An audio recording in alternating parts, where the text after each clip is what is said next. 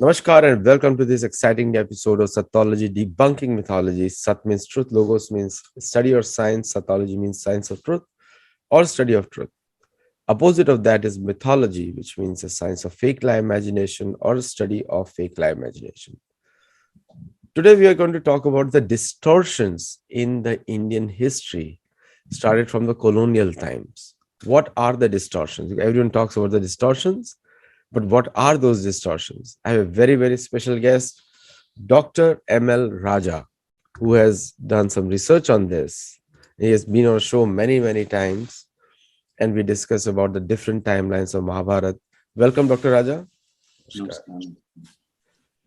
So, Dr. Raja, what do you think, like the purpose of these distortions? We have heard it many times, but we also need to know from you, what are these distortions? See, initially the motive of British is to divide the people of India by color and by region, by caste, by language, so that they can rule this country and go on or take the wealth from this country forever. So to loot and rule, that is their motive. So for that, they want to divide and rule. And the second motive is the people who are ruled should be kept in inferiority complex. They should think the rulers are always superior. So to see the inferiority complex, they want to distort our history, because our history shows we are having a highly civilized and excellent, highly knowledgeable scientific society since remotest antiquity. So if they accept that, they cannot see the inferiority complex in the minds of Indian people. And they want Indians to view Europeans, especially British, with utmost admirability and also with respect and superior look. They should think that Europeans, especially British, are much superior than Indians. So to see that complex, that mental attitude in the minds of the Indian people, they distorted the history of India, because it shows clearly much antiquity than British, even the Europe, even any nation in the entire world. This India has much antiquity. Not only that, in the remotest parts also itself, it is highly civilized and highly scientific country. So if one distort that, we cannot see the inferiority complex. So they started distorting. This I will explain, showing the minutes of education submitted by Thomas Babington Macaulay to the British government. In that it is clearly visible. So one of the things which people have been discussing now, and it has become very common discussion amongst people now, that the history of India has to be retold or told. The facts which have been purposefully omitted have to be told. Like, for example, the Islamic people generally say 1,000-year Islamic rule, which is totally debunked now, because none of the Mughal architecture you will find in Mongolia nor in Central Asia. It is only in India. And the second thing is, they came and ran away, looted, and the Hindus fought for 1,000 years. Now that is a new realization coming, that Hindus did not just give up. With the British, they did not give up, and with the Islamic rule also, they did not give up. What is your finding on that? See, if you analyze the history of nations, see Spain in 1402 or 3, this army from Africa, Morocco, they attacked. Within 8 to 10 years, the entire Spain became Islamic.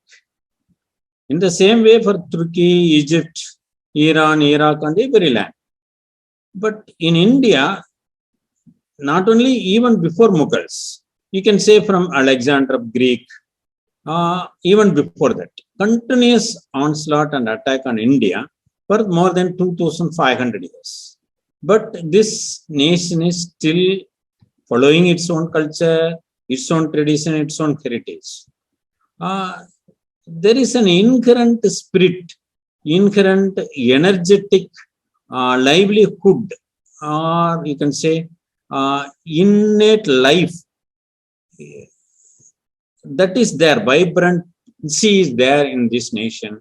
It is because the people of India continuously fought against the invaders. You can see from Alexander to even up to British. See, not even a foreigner who sit in the throne of Delhi, he has not slept peacefully even a single night.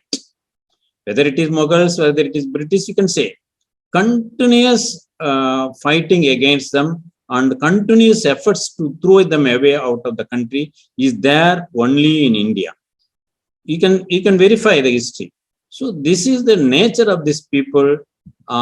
This is the nature of this country. So even after 2500 years of aggression onslaught, we are still living. It is because of our ancestors who fought against the invaders continuously. Not even a single day they slept, these invaders, peacefully. That we should understand.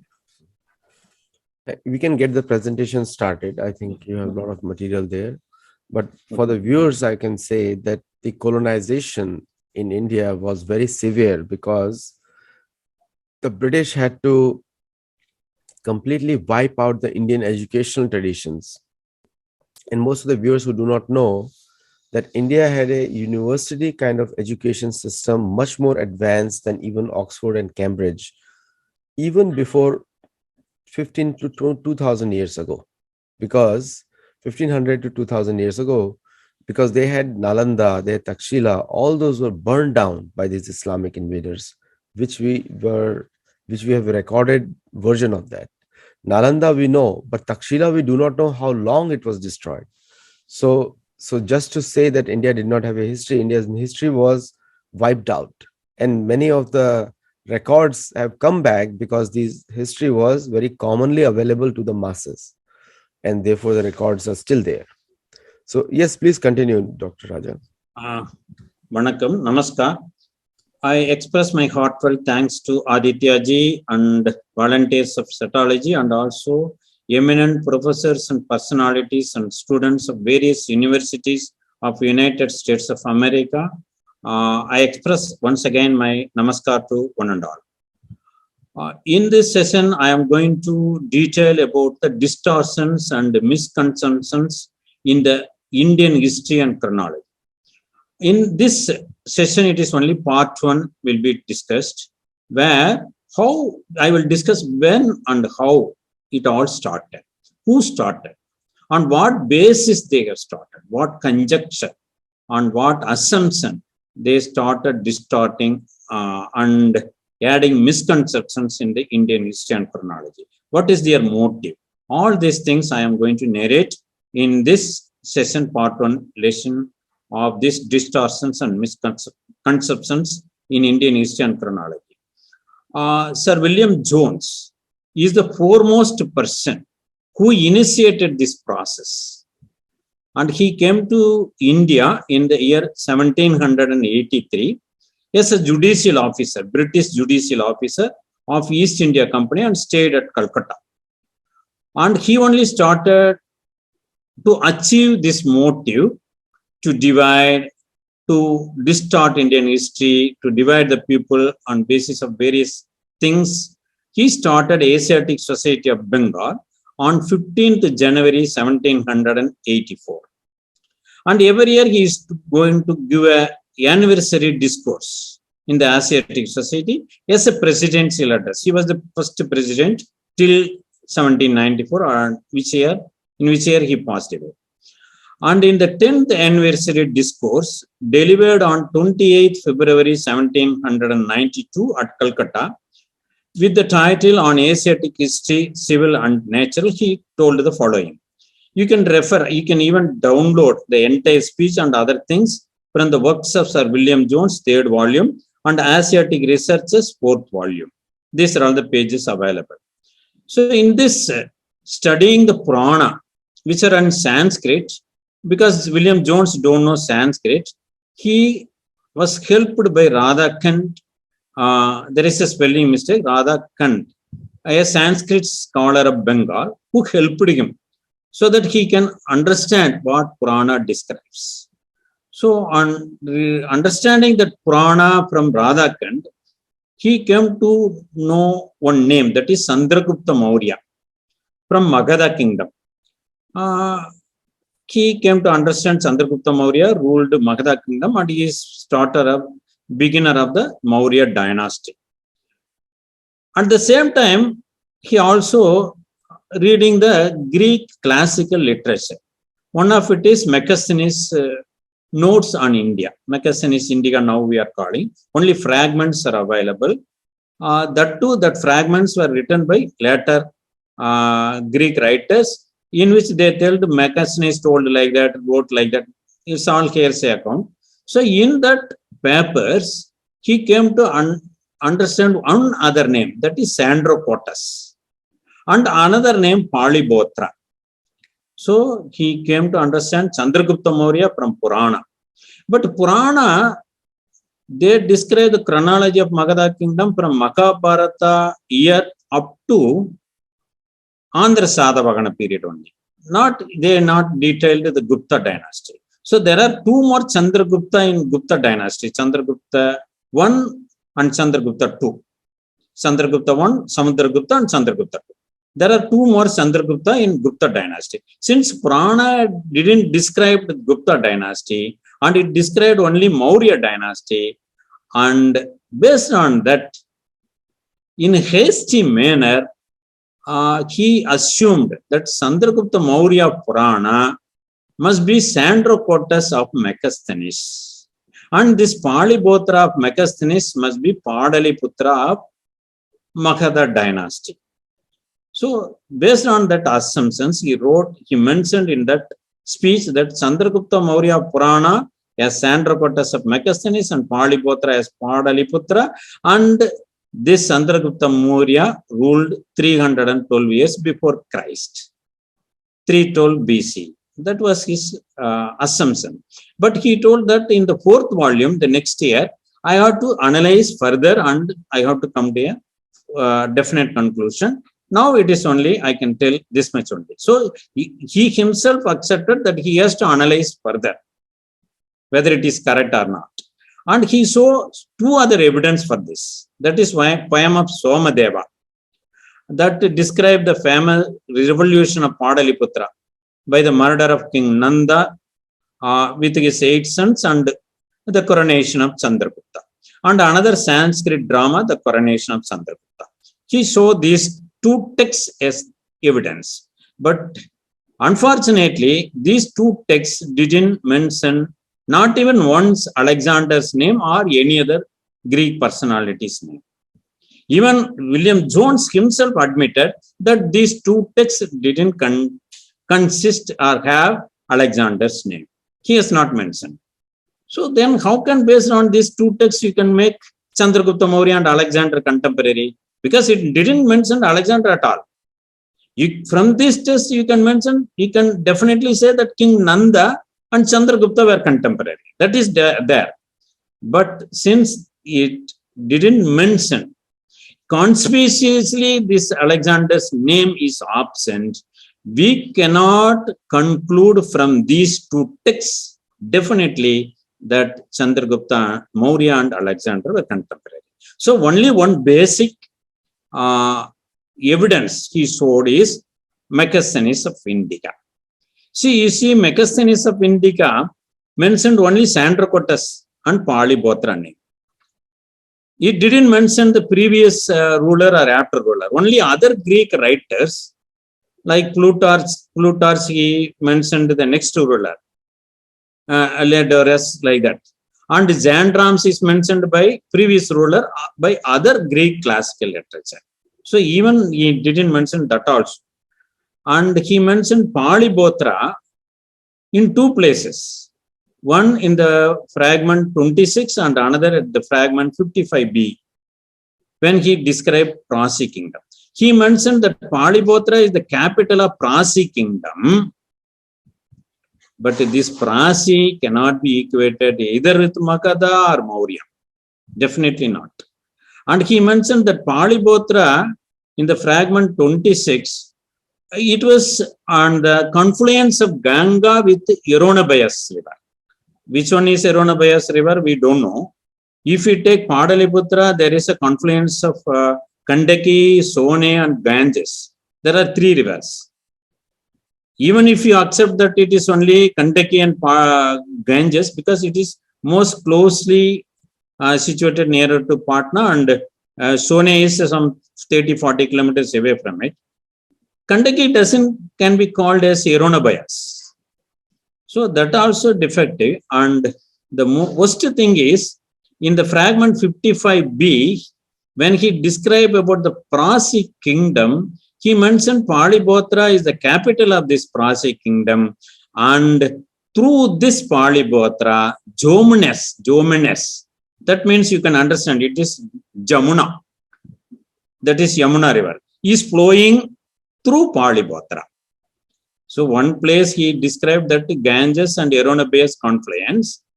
At that place only Palibotra is there, and another place it is not on Ganges, it is on the bank of both sides of Jamuna. And also he mentioned it is in between Mathura, that is Mathura, and another name is Karisobora. Karisobora may be Sir Alexander Cunningham think it is Brindavan, because Kalika Vritta is another name. Kalika Vritta, that may be Karyoboras. So entirely two different locations for Palibotra, same city. So it is totally wrong. And also he has not told that the previous king and after king. Just he mentioned one name. Based on just one name, Sandrocotus, assuming Sandrocotus as depicting Chandragupta is itself questionable, but William Jones go further ahead that it is Chandragupta Maurya.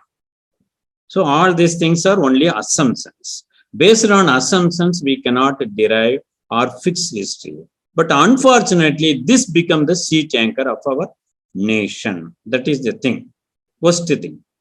And one interesting thing in his lecture, you can read in that lecture, that he accepted Sri Rama and Vikramaditya in the year 1792 as a historical personalities. These are all the words found in his lecture. Rama, who conquered Ceylon, that is a few centuries after flood, and Vikramaditya, who died at Ujjain 57 years before commencement of our era, that is Christian era, 57 BCE, as historical persons. That he accepted, but he ceded this problem, the worst problem in Indian history, that is equating Chandragupta Maurya with Sandrocotus. That is one thing. And unfortunately, William Jones didn't do much research, even though he promised. He passed away in the year 1794. After that, Colonel Francis Wilford came to India. He is a British officer, and he was a fellow member of Asiatic Society of Bengal and collaborator of its journal Asiatic Researches. One time, he argued that King Salivagana was born to a virgin and a carpenter, and later became a mystic, and finally crucified in Y-shaped fluff. You can see exactly similar to the history of Jesus Christ. Salivagana period is 78 Common Era, very close to Jesus Christ, or supposed to be what we say the period of Jesus Christ. So many persons objected this. So because of that objections and also the comments raised by Europeans themselves, in 1805, Wilford had confessed publicly that the manuscripts he had been working were in fact forged. So he has not accepted his fault. He mentioned that manuscripts were forged and smartly blamed the fraud on someone else. That is the credibility, caliber, and integrity of Colonel Francis Wilford. But he endorsed William Jones' conjecture that Sandrocotus is Chandragupta Maurya fully. All these things, how he endorsed, and what is his falsehood writing, everything you can read in Asiatic Research. fifth volume in the heading Chronology of Hindus from these pages, and also Asiatic Researches volume 9 in these pages. He had shown, in addition to the evidence shown by William Jones, Mudra Rakshasa as an evidence. So we have to see what are all the paradoxical contradictions in his writing. First contradiction is either Purana or Somadeva's poem or Sanskrit drama, The Coronation of Chandragupta, did not mention not even once the name of Alexander of Macedonia or any other Greek's name. It is not only, not even any one Indian text mentioned even once the name of Alexander. Why they are not mentioned? Suppose a mosquito enters into our house. Whether we will immediately call our relatives and friends, oh, we are in danger, some mosquito has entered in our house. Suppose if a tiger entered in your house, we will protect ourselves and we call for help, and we will tell everything in a history to other people. So, because our Indian ancestors and Indian texts considered Alexander as a very, very ordinary person, they didn't bother about mentioning Alexander. That is the truth. We have to accept that.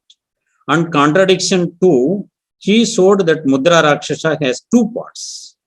And he mentioned that he could not trace the 2 books shown as an evidence by William Jones. That is Somadeva's poem and the Coronation of Chandragupta. Even after 10 years itself, he couldn't trace the 2 books. So we should have doubt whether those 2 books are an imagination of William Jones. But Mudra Rakshasa is not of 2 parts, it's only 1 part.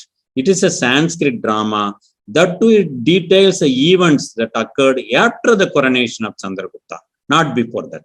And it itself didn't mention not even one time Alexander of Macedonia. So in that also, Alexander's name is completely absent. So we cannot say based on Mudra Rakshasa that Chandragupta Maurya and Alexander were contemporary. And he mentioned many events that are supposed to be narrated in Mudra Rakshasa. But when we read Mudra Rakshasa, these are all the texts. We can, even in Tamil, Vavesu Iyer has translated, and English translation is available with original Sanskrit text. You can verify. These events, which Welford mentioned that they are present in Mudra Rakshasa, they are not at all present in Mudra Rakshasa. He wrote whatever he thoughts about Mudra Rakshasa, that as Mudra Rakshasa has, but they are not there. And the most important thing, how he is not gone through correctly. There is no scholarly work of Colonel Wilford. That can be, we can understand from this thing. He mentioned that the author of Mudra Rakshasa is Ananda or Ananda. You can verify in this article. But actually, Mudra Rakshasa was written by Visagadatta, son of King Bhaskara and grandson of Vadeswara Datta, as mentioned in Mudra Rakshasa itself in Pranamanga 3rd sloka. He mentioned that Ananta was lived on the banks of Godavari, but it is not mentioned in Mudra Rakshasa. So, author name and place name totally wrongly mentioned by Colonel Wilford. We cannot expect such a falsehood and wrong writings from a scholarly person. So we can understand the caliber, integrity, and capacity of credibility of Colonel Wilford from this. And another thing what Wilford interestingly told, because this Ananda was living on the banks of Godavari in Deccan, he was a foreigner. How can it be? Just 1,000 kilometers and it is same nation, same culture, same heritage, same tradition. He mentioned that he is a foreigner. He did mistakes by mentioning Padaliyaputra was surrounded by fortifications. Usually Rajagriha is surrounded. If you go and see Rajagriha, the capital, initial capital of Magadha Empire, up to Gupta, it is surrounded by hills and there are fortifications. Padaliputra is on the bank, southern bank of Ganga, so there may not be fortifications. He mentioned that because he is from Deccan, far away from Patna, he did mistakes. So this author is from same culture, same civilization, same tradition, same nation. If he, as per Wilford's words, he can do such a gross mistake, then how can we say about the European foreigners who are some 6,000 kilometers away from India, and they are not belong to the same culture, civilization, tradition, and nation? So if you apply the same scale, we should not believe not even 1% of the writings of Europeans on the history of India. That we should understand. And the contradiction 6 is the worst contradiction. How he didn't read anything about India. That itself clearly shown. He wrote that Krishna and Balarama killed Jarasandha of Magadha, and Balarama only coronated Jarasandha's son Sagadeva as king of Magadha. He mentioned in that article. What we read, actually Bhima only killed Jarasandha under the guidance of Sri Krishna, and Balarama did not come to Jarasandha's capital at all. Only Sri Krishna, Bhima and Arjuna went. You can verify books, Mahabharata and Bhagavad. Balarama is nothing to do with Jarasandha's murder and making Sagadeva as a king. It is only Sri Krishna and Bhima and Arjuna. How grossly he did mistakes. How much falsehood, how much wrong he committed in a single article. That we should understand. And after that, but in spite of all these contradictions and falsehood, he endorsed the view of William Jones that Sandrakotas is Chandragupta Maurya and Chandragupta Maurya was contemporary to Alexander. And then came Horace Hayman Wilson. He is also from British. He was secretary of Asiatic Society of Bengal. He wrote select specimens of theatres of Hindus. In the third volume, at the introduction, he mentioned the following, that first he endorsed the William Jones assumption. Everybody assumed thing is made as correct. See how English people will do it. First one person, a person will write. From these things, we can assume that this may be correct. The second person come and tell. Because A has proved without any iota of doubt, based on correct evidence, it is correct. Third person C come. Because A and B proved correctly, so it is an established historical fact. Like that, he finished everything chapter. So A only assume. If you read A, there is no evidence. If you read B, he will also not give evidence. If you read C, there will not be evidence. So without evidence, they create history. That is the nature of Western European scholars. But since many objections were raised by reputed scholars, Wilson did a damage control measure. He pointed out the defects and falsehood of Colonel Wilford writings, especially Chandragupta Maurya and Muttara Rakshasa, in this article, this book, that is Select Specimens of Theatre of Hindus, published in 1827. What are all his acceptance? First, he accepted William Jones himself is not correct. He mentions that William Jones' identification of Sandrakotas as Chandragupta. He correctly pointed out he was, however, imperfectly acquainted with his authorities. So he himself accepted that William Jones didn't do much research and analysis. Just superficially he wrote and superficially assumed things. And what is the contradiction between William Jones and H.H. Wilson? William Jones mentioned it is Somadeva's poem. He mentioned it is Somabhatta's Brihat Katha. Because Somadeva's poem was not available, this is only available. So he converted slowly Somadeva's poem into Somabhatta's Brihat Katha. The author name and title differs. Slowly they are correcting themselves. And acceptance too, he mentioned that Colonel Wilford's writing on the story of Chandragupta can be scarcely considered as authentic. He himself accepted it is not authentic. And everything what Colonel Wilford account alluded in the play of Mudra Rakshasa, it is all professedly taken. That is, it is falsely assumed. So, second attack on Colonel Wilford by H.S. Wilson. And third thing is, this Colonel Wilford, first he wrote in the 5th volume. In the 9th volume, he repeated same thing. For that, Wilson expressed, even when he published his second account of the story of Chandragupta in Annual Research's 9th volume, he didn't bother to verify the facts. At least he would have verified. Second time he is writing. So he was much worried and he passed a sarcastic comment on Colonel Wilford.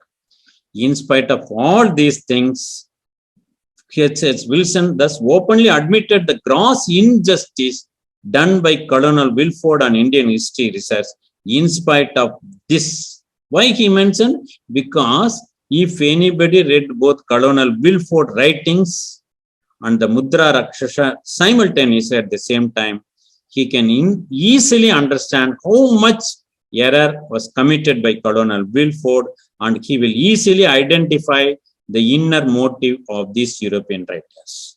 So he has to explain as a damage control measure all these things. But in spite of accepting all these limitations and other things, he finally accepted what William Jones is correct.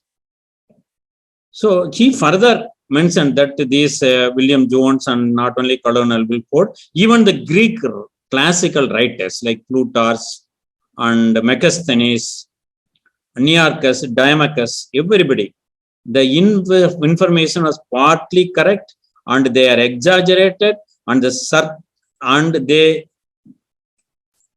circumstances and exaggerated some of the circumstances and misrepresented other circumstances. So it is due to imperfect communications. It all he mentioned. In spite of that, accepting all the defects and falsehood of and limitations of Greek writers and also European writers, H.S. Wilson finally, because it is their motive, they came for this only, endorsed the assumption of William Jones, that is equating Candrocotus with Chandragupta Maurya. Then come Frederick Max Muller. Many of you know, he has not visited India even once, had only hearsay knowledge of India.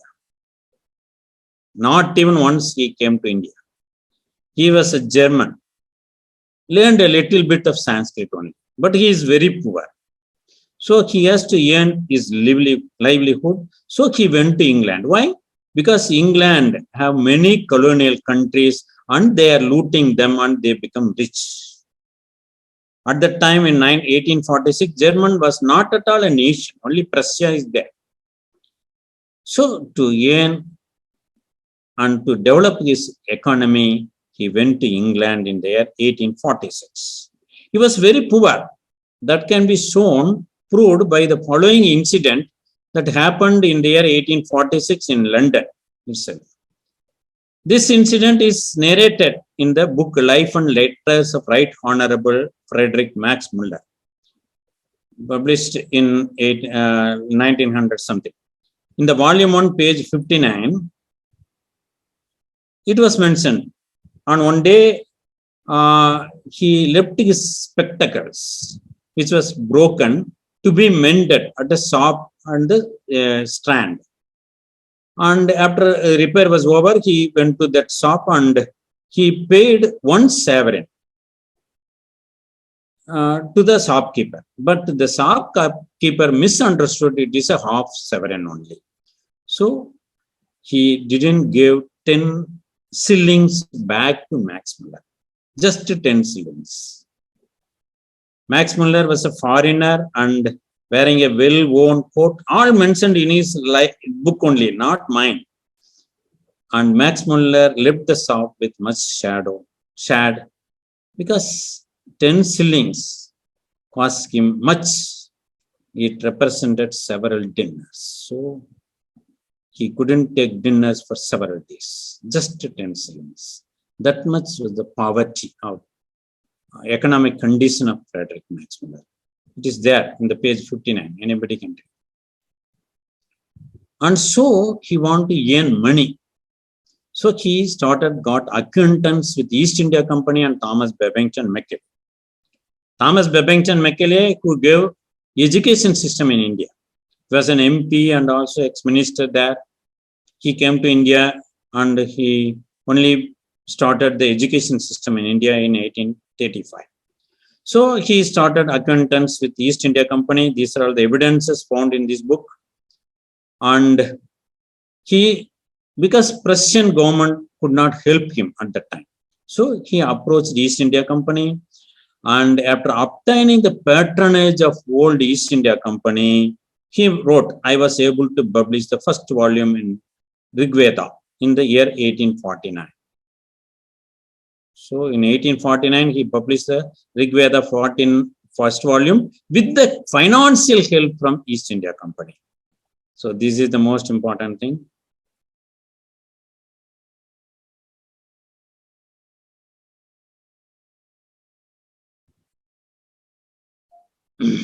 And because of that financial help, Frederick Max Muller's life became slightly uplifted. This is Thomas Babington Macaulay. How Max Muller made a friend of him. To his mother, Max Muller wrote, in year 1851, I met Macaulay in London, historian and former minister. And again in 1854, he mentioned, again he met Macaulay in London. And the most important thing is Macaulay and Frederick Max Muller had a long conversation. What matter? On teaching necessary for the young men who are sent out to India. That is the British youngsters who are sent an official visit to rule India. What should be the education to them? What should be the teaching? How they ought to behave? That is divide and rule, and also seeding inferiority complex. All this will be taught to them.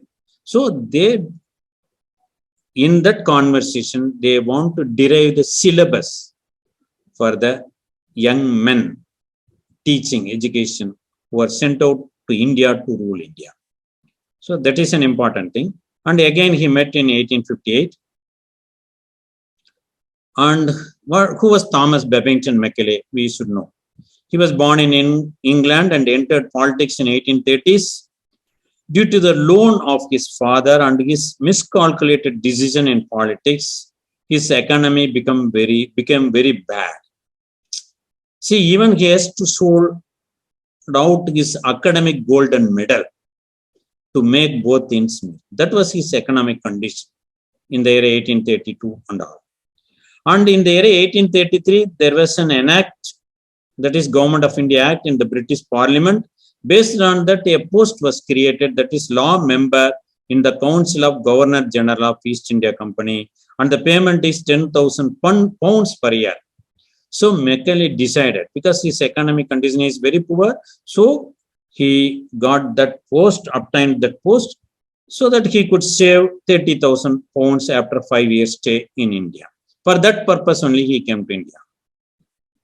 But Macaulay came to India in 1834 and was in India till 1838, nearly 5 years. And he traveled the length and breadth of India throughout. And he came to understand the important fact of India, that unless the cultural and spiritual heritage of India was broken, which is the backbone of India, British could not rule India permanently. See, I have told Alexander's invasion and Puna, Shaka, Kushana invasion, Mughal invasion, and many other things. But they didn't do much harm to India's soul. But British rule, and especially this Macaulay education, did much damage on the soul of this nation. That we should understand. For that only he started his education system. These are all the evidence. It is in Indian Railways pasted here. And somebody may be telling it is not false, it is not correct, but it is there. How can they openly admit this? That we should understand. And this letter to his father, dated 12th October 1836, it is found in this website. You can go and verify. In this, what Macaulay wrote to his father, he started English education schools in Bengal, and in Hooghly there are 1,400 boys are learning English. He happily wrote to his father. And what he mentioned, the effect of this English education on the Hindus is prodigious. No Hindu who has received an English education ever continues to be sincerely attached to his religion. That is his motive. We can understand. Conversion, which I have not told earlier. It is from evidence only, through evidence only I have to speak. So there are evidence for this. And he drafted the minutes of education on the 2nd February 1835. This is available in internet. I have a copy of this from Indian Archives itself, the whole of minutes of education. So there are proofs for this. It is 100% correct. You can download from internet. If you write minutes of education, Thomas Babington Macaulay, it will come. So in the line 10, what he mentioned is, I have never found one among them who could deny that a single shelf of a good European library was worth the whole native literature of India and Arabia. So the whole literature, not only Sanskrit, even the vernacular literature found throughout India will be kept in a single shelf of a good European library. How much prejudiced, how much biased, how much egotistic view of Macaulay you can understand. And he mentioned the superiority of the Europeans become absolutely immeasurable. It is in line 11. And what he mentioned, the historical information collected from the all books written in the Sanskrit language is less valuable than what may be found in the most paltry abridgments used at preparatory schools in England. So, England, there are preparatory schools and there are rude and not refined historical informations were there as the text for this inferior text for these preparatory schools in England. And the books written which contain historical information in Sanskrit language is less valuable than even that unrefined, rude texts that were kept for the reading of preparatory schools in England. That is his view on Sanskrit and our literature. We can understand. On line 12, he mentioned, we have to educate a pupil who cannot at present be educated by means of their mother tongue. Aditya ji told that there are Takshashila University. Takshashila University was there during Chanakya period, Chandragupta Maurya period. That is 3,500 years before present. There is university in Kanjipuram. There is in Nalanda and many places. See, this vaccination, about vaccination, that was mentioned in the letter, in the speech by the FRS doctor from Ireland. He mentioned the students from the colleges of Varanasi, Ilioband and other places, they will vaccinate the village. So even in the 1700s, there are colleges in our nation. So in that college, our vernacular, our Sanskrit was only taught. We have produced abundant scientific materials in physics, in maths, in astronomy, in medicine, everything. But what he told, we must teach them some foreign language because they cannot be educated in their mother tongue. See what he mentioned, there are no books on any subject which deserve to be compared to our own. I doubt whether the Sanskrit literature be as valuable as that of our Saxon or Norman progenitors. See, Greek has only Iliad and Odyssey. They can name only Shakespeare. There is no literature of Europe. But what he wrote, Sanskrit literature, is less valuable than the Saxon and Norman. They themselves are, we can say, tribal people, that is uncivilized persons. Even their progenitors have texts. Only the person who has no brain can believe it. The language of Western Europe, civilized Russia, I cannot doubt that they will do for Hindus. So, by English language only, we can get civilized. In Mahabharata and Sri Rama, Ramayana, during that period, our nation was not civilized. We should accept that. On teaching Sanskrit literature, it is a barren of useful knowledge. Because if we teach Sanskrit literature, Macaulay told, then we have to teach false history, false astronomy, false medicine, because we find them in company with a false religion. Here also the motive is clearly visible.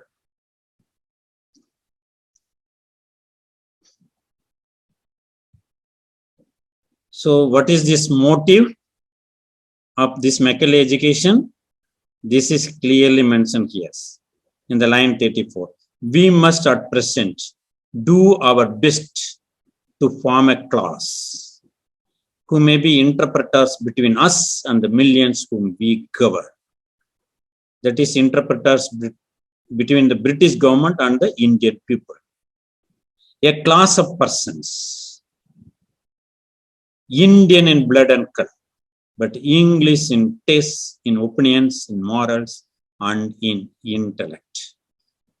The Indians should have not only have inferiority complex, in mindset they should be slaves to Europeans, especially British. That mindset should be seated in the Indian people. For that only he introduced the Macaulay education system. Unfortunately, even nearing 75 years of independence, we didn't change this Macaulay education. And he mentioned he stopped printing Sanskrit books because he thought they are less value than the paper on which they are printed. So we can understand how much he is prejudiced, biased, and also egotistic with much superiority complex. And he wants to make us permanent slaves to British kingdom. That is his motive. And one more thing Macaulay did. He cleverly bifurcated the education system into two. That means those who can learn Sanskrit, they were prevented from learning science. And those who are learning science, they are prevented from learning Sanskrit. So those who can learn Sanskrit, they cannot learn science. Those who are learning science, they cannot learn Sanskrit. So the science of ancient India detailed in Sanskrit texts and in vernacular texts were kept in dark and kept away from Indians. Clear conspiracy. And thus, what is the motive? The Indians should believe Western world is scientific and superior, and India is of superstition, unscientific, barbaric, and very much inferior. That is his motive. Thus, to seed inferiority complex in the minds of Indians, and they should believe Europeans are of superior race. That is the motive of Macaulay and his education system.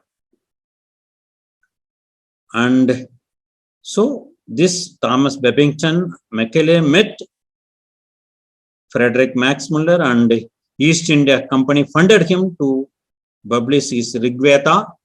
So, due to the favor shown on him by East India Company and Thomas Babington Macaulay, Max Muller finally sealed the false chronology of India. So, he wrote a history of Sanskrit literature, a book in the pages 278 to 79. He mentioned, there is but one means through which history of India can be connected with that of Greece. That is, India's chronology should be reduced to its proper limits. We know Indian calendar system, Indian time measurements, how much it is perfect, even through inscriptions. But in the same time, we know how much Greek chronology and time measurements, Greek calendar system is defective. Only in 46 BCE, Julius Caesar has to correct it. So at that year, got the number of days per year is 445 days. Before that, incorrect calculations of days per year and time measurements and the calendar system is much defective in Greek. But whereas it is perfect in India. So Greek chronology should be made correct by comparing it with Indian chronology, not the other way, vice versa. So we should buy shoes according to the length of our feet. We should not cut the length of the feet to match the length of the shoe. It is a foolish thing, but Thomas Babington Macaulay did it. So he accepted Sir William Jones' conjecture on the writings of William Jones, Wilford, and Professor Wilson, though Mr. Troyer and other eminent scholars of European themselves opposed it. But due to the favor received from East India Company and Macaulay, Max Muller finally sealed the final false chronology of India, equating Chandragupta Maurya with Alexander at 320 BCE. We have to understand three more persons. We should know James Mill. He published History of British India in 1818. It contains a complete denunciation and rejection of Indian culture and civilization. But unfortunately, it is the most widely read history books by the British imperialists. What they can understand, how they will react, can understand. Complete denunciation and rejection of Indian culture and civilization. Charles Grant was the chairman of British East India Company and MP of British Parliament. He wrote a book in 1792. In that he mentioned that India could be advanced socially and morally by compelling the East India Company to permit Christian missionaries into India. Now we can understand the motive.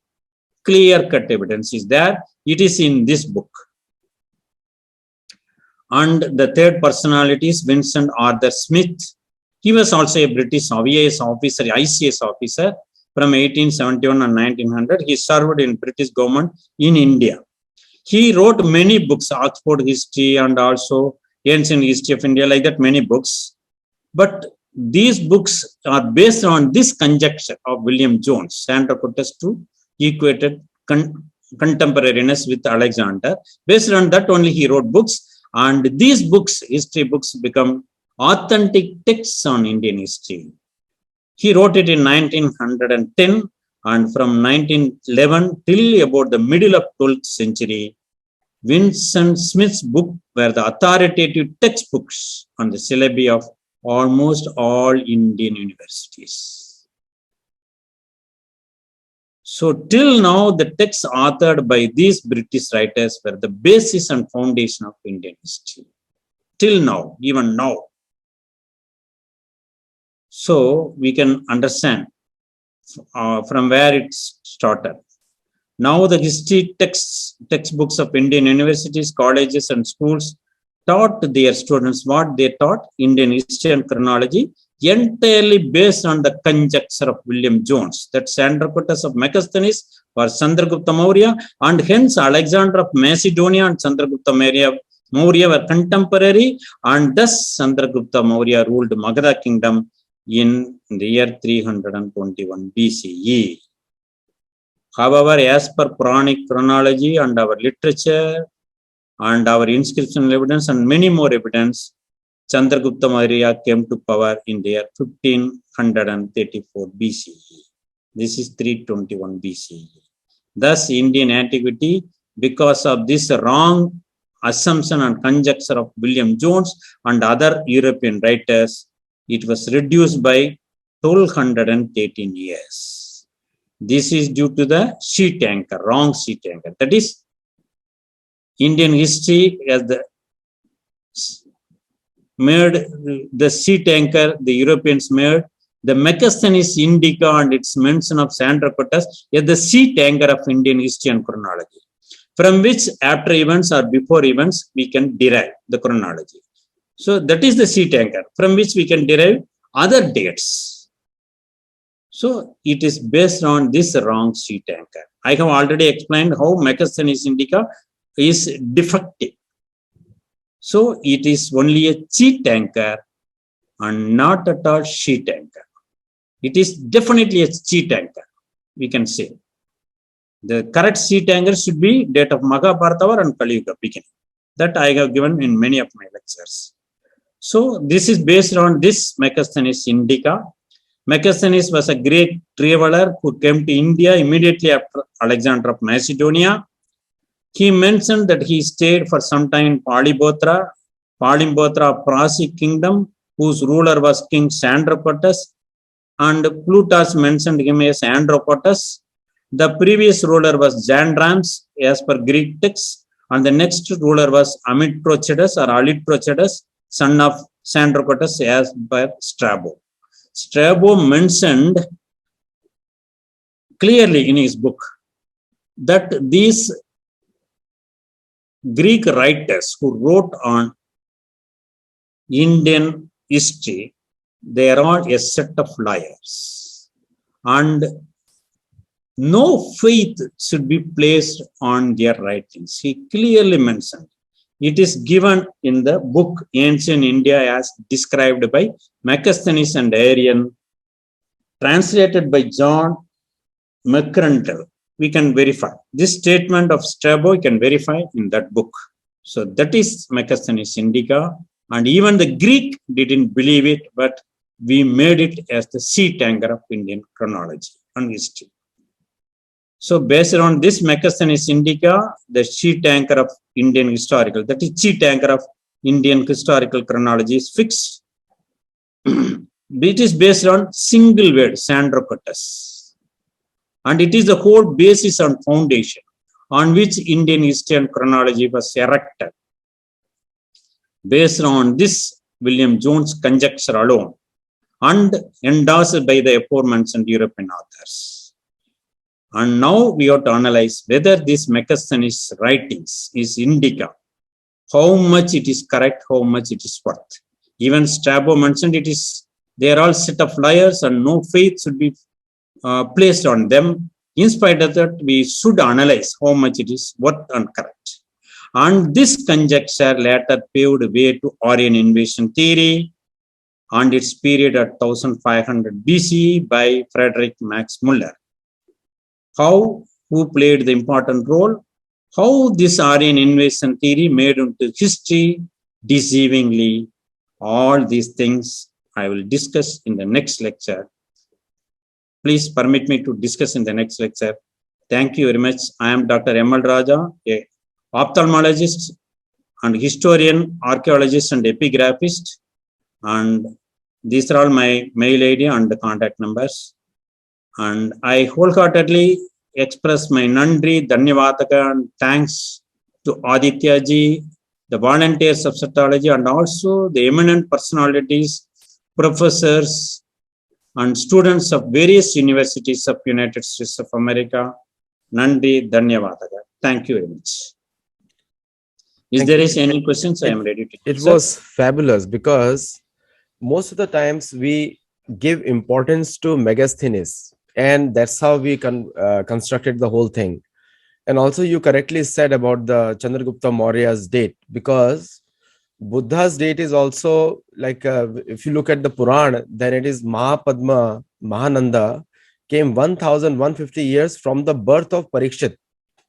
Yes. That's the exact shloka, and which is very accurate in terms of, I mean, very specifically 1150 years, Panchadash, and Shat Panchadash, which is 1150 years. So, Sahasra Pancha Sadotram, that is 1500 as per Matsya Prana, and it mentioned that Brihatra the dynasty 1000 years, Pradyo the dynasty 138 years, and Shishunaga dynasty 362 years. After that, only Nanda come. yeah, Bhagavad Puran says 1150 years translation. So That may be slight corruption. Later on rewriting and copying, maybe some correction is there. Even Bhagavad Purana mentioned 1500 years. If we add all these three dynasties. Yeah, we can add that later on, but that is the exact number. There's a shloka for that, one number.